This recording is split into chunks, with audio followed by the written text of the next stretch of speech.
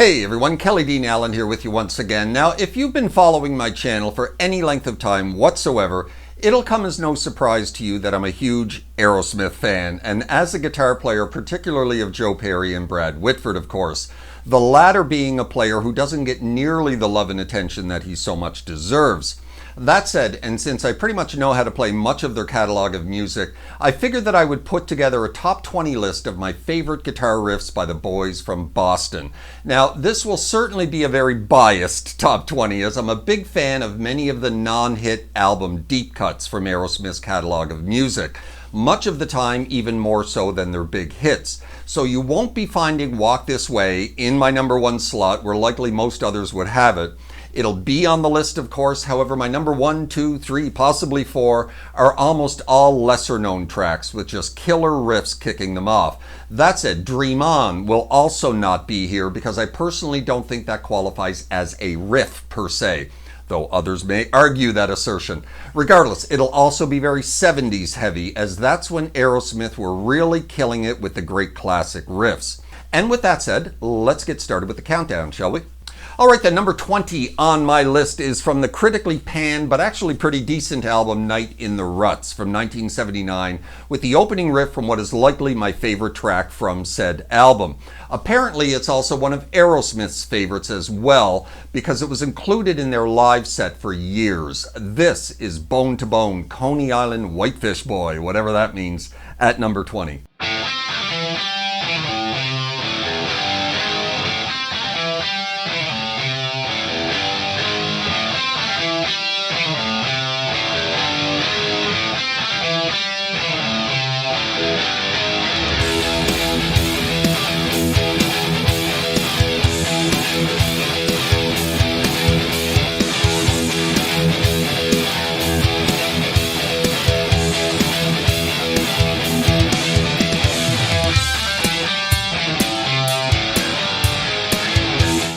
Number 19 is the opening riff that first introduced Aerosmith to the world. Side 1, track 1 from their 1973 debut album.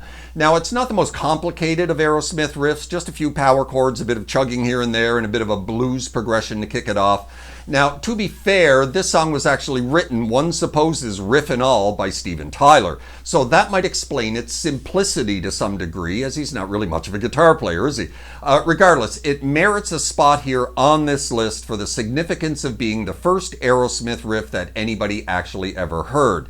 This is the riff to Make It, track 1 from the band's debut album.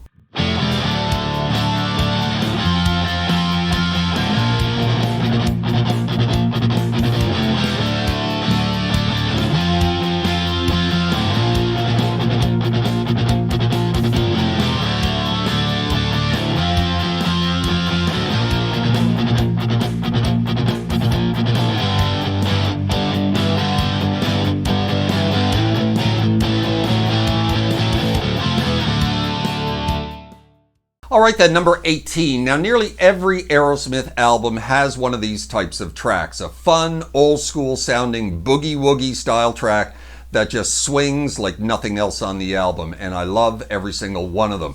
And on 1976's masterpiece album Rocks, it was definitely this groovy track. This is Get the Lead Out at number 18.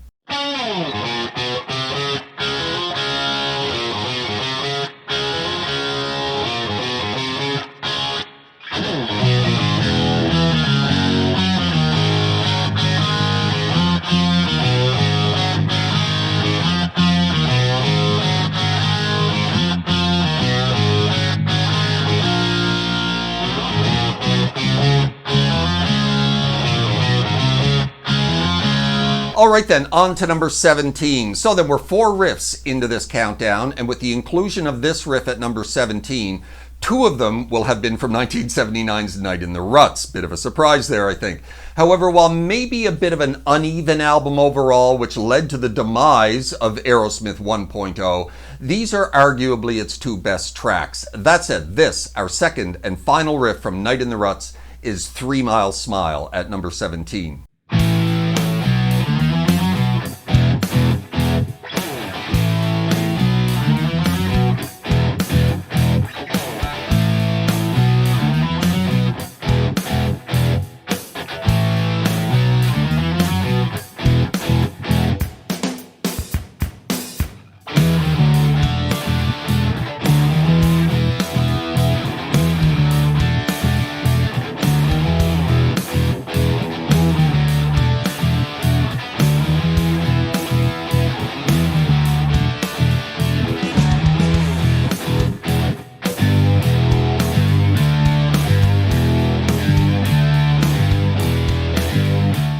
Good then, on to number 16. Number 16 is yet another Joe Perry riff, and our first on the list from what I like to call Aerosmith 2.0. The reformed, less riff-heavy, more commercial second iteration of the band, encompassing the 80s, 90s, and beyond. Now, this kick-ass riff is Joe's attempt at writing an album-opening riff that, in his words, sounds like dinosaurs eating cars. I definitely think he succeeded here with this one. This is Young Lust at number 16.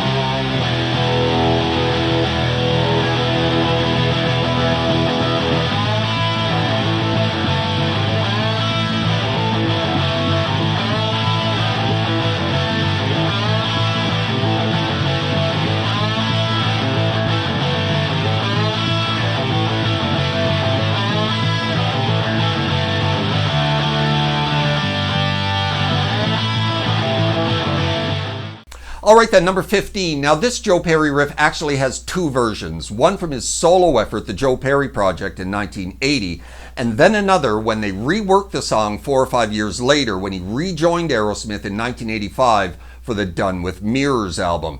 That track, of course, is the Perry-penned Let the Music Do the Talkin', and it's my pick at number 15.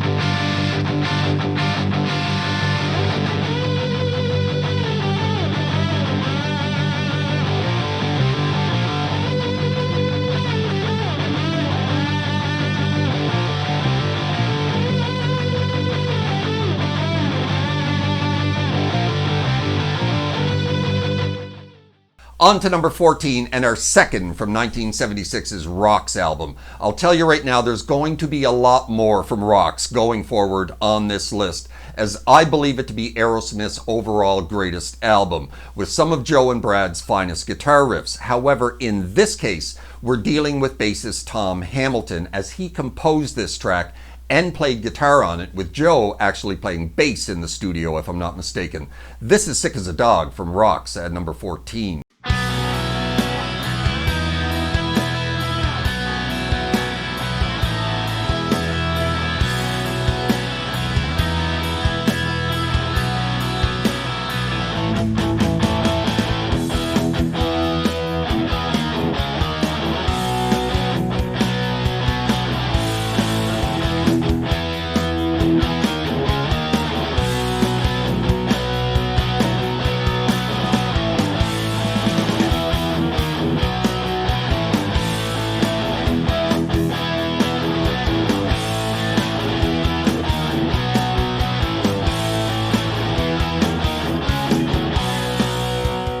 Good then, into the top 13. Sitting at number 13 is a Brad Whitford composed riff from what is my very favorite album of the Aerosmith 2.0 era, 1987's Permanent Vacation. Now, of course, Done With Mirrors was the first of the newly reformed Aerosmith, yet it was this album that shot the band like a rocket back to the top and started the whole train rolling again for the boys from Boston. This is the catchy stop-start riff to the closing track from Permanent Vacation and its title track. This is Permanent Vacation.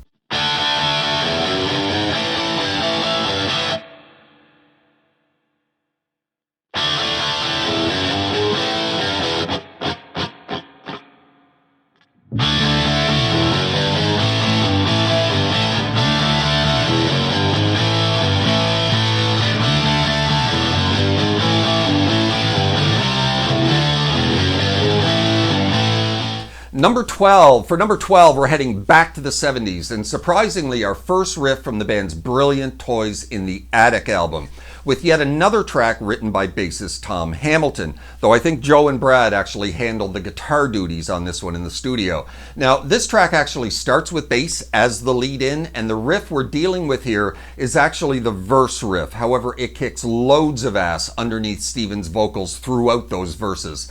This is the riff to Sweet Emotion at number 12.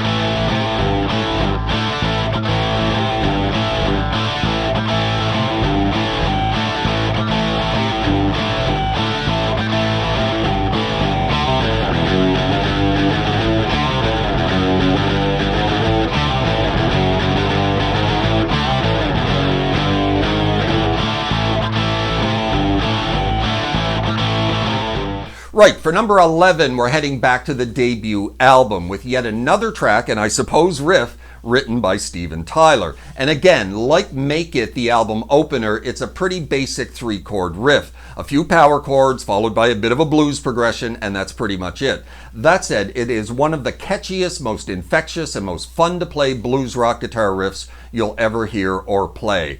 This is Mama Kin at number 11.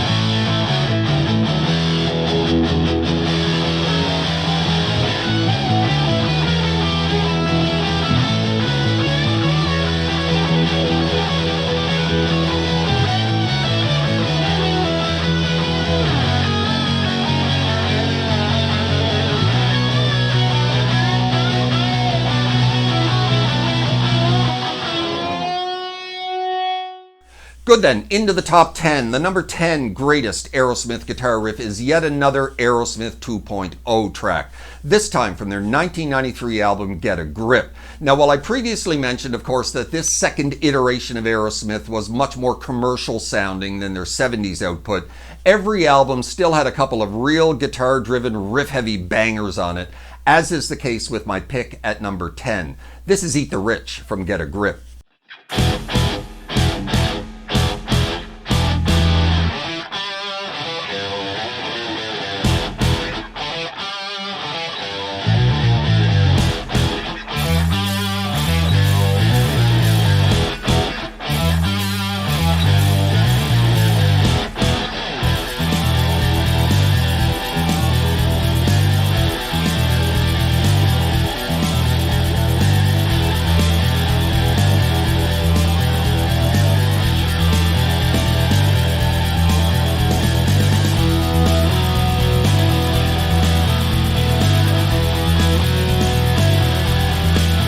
On to number 9, and one of my overall favorite Aerosmith tracks from their much maligned 1979 album, Draw the Line. Composed by Perry and Tyler, this track is one of the few highlights of what is generally considered to be a rather lackluster effort by the band. You know, especially an album that was the follow-up to the brilliance that was Rocks. That said, this is my number 9. This is the title track and the opening riff to Draw the Line.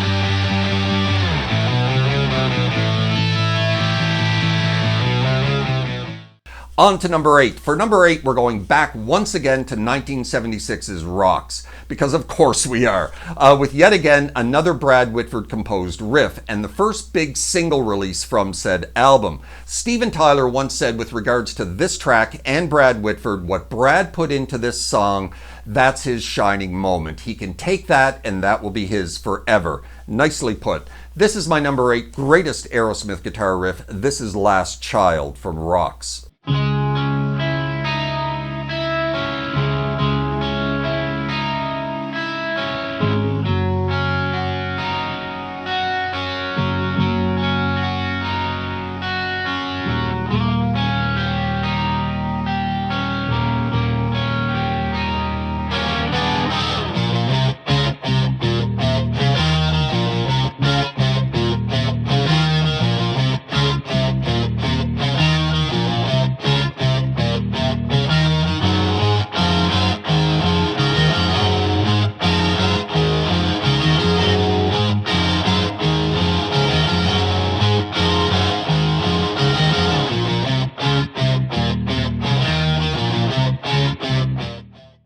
Good then, number 7, and the only entry on this list from 1974's Get Your Wings album. Now, if I'm not mistaken, this track was Aerosmith's first real big hit.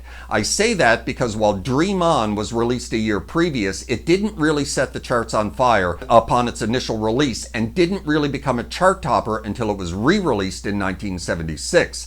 That re-release was buoyed on not only the strength of the song itself, of course, but on the newfound popularity of the band as a result of the track that we'll be looking at here at number 7. This is my number 7. This is Same Old Song and Dance from Get Your Wings.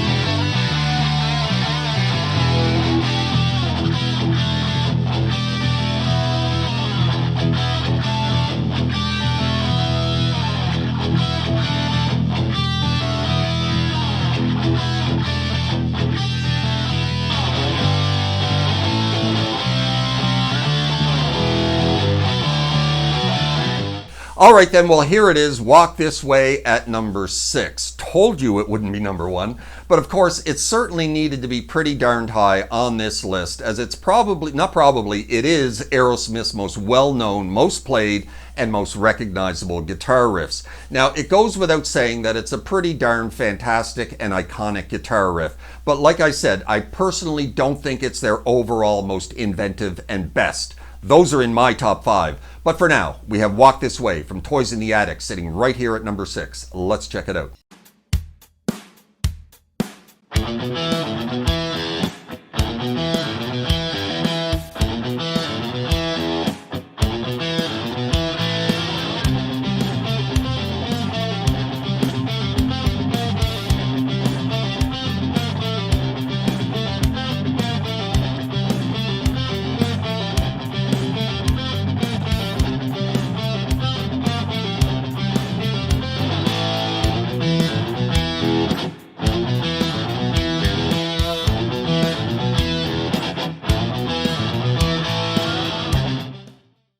So then, what is a better riff than Walk This Way? Well, this riff from Rocks is better, in my humble opinion.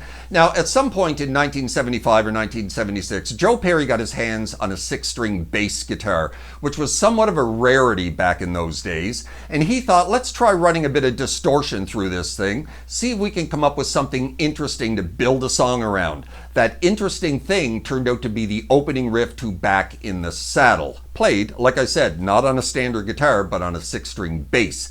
And that is my pick at number 5. Let's check it out.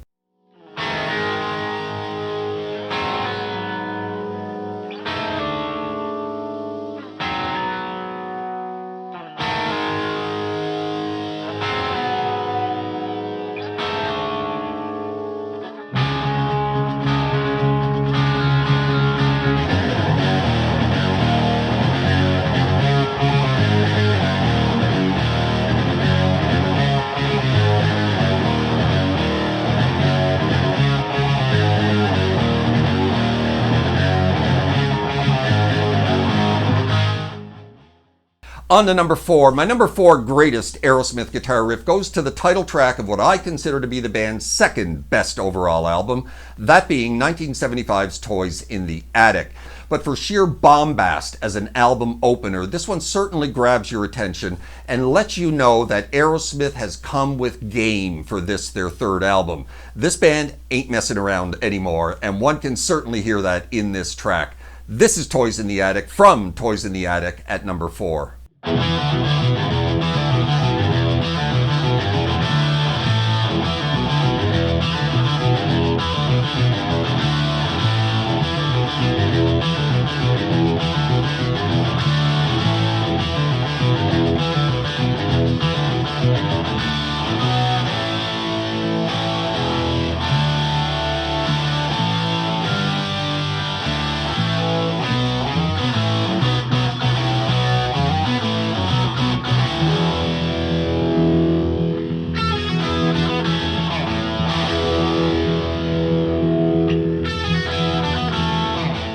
So then, what do we have in the top 3 then? Well, I'll tell you what I have in my top 3. I have 3 deep cuts and no hits. Yet if you were to compile a list of Aerosmith's most underrated tracks, these three would probably show up more than any other.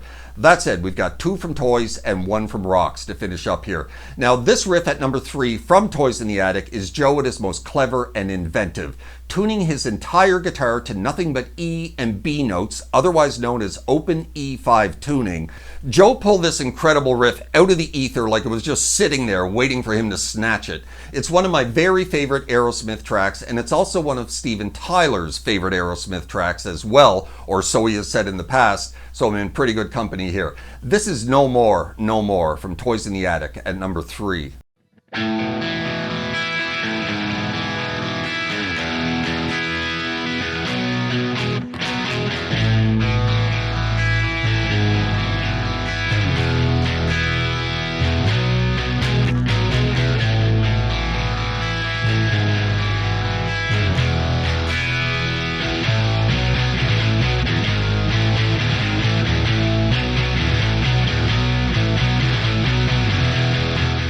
My number 2 greatest Aerosmith guitar riff is yet again another deep cut from 1976's Rocks. Now you might be thinking that it's the Brad Whitford track Nobody's Fault, which hasn't made an appearance yet here on this list. And while that track is probably my favorite song from the whole album and one of my all-time favorite Aerosmith songs and one of the heaviest songs that Aerosmith ever recorded, the riff itself is a pretty basic affair of chugging back and forth between an F sharp and an E power chord. It's an incredible song, mind you, just not an overly memorable guitar riff in particular. So I've got something else from Rocks sitting right here at number 2, and that something else is Combination and its fantastic opening riff. Let's check it out.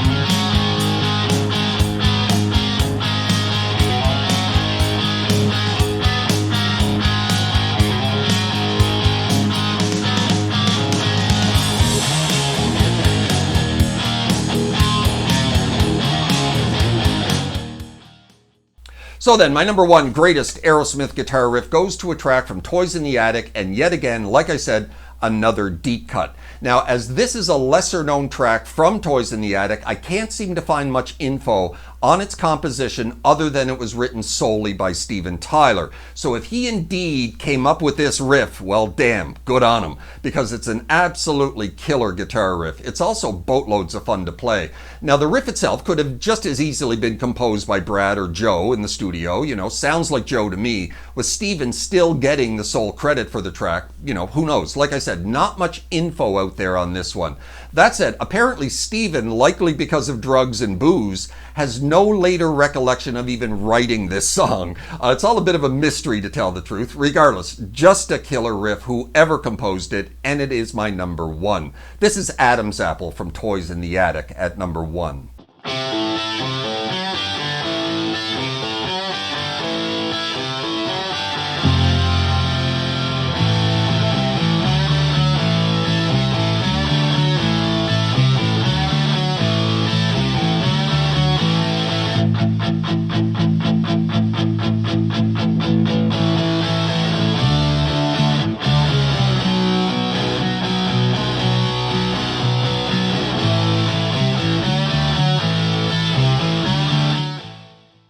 And there you have it, the top 20 Joe Perry, Brad Whitford, and Aerosmith guitar riffs. Like I said, as chosen by me. Certainly hope you enjoyed the video, and if you did, please hit that like button right down there. Maybe drop me a subscribe if you haven't done that already, as that would be very kind. Hope you're well out there in your little guitar corner of the world, wherever that may find you, and we will see you next time. Cheers.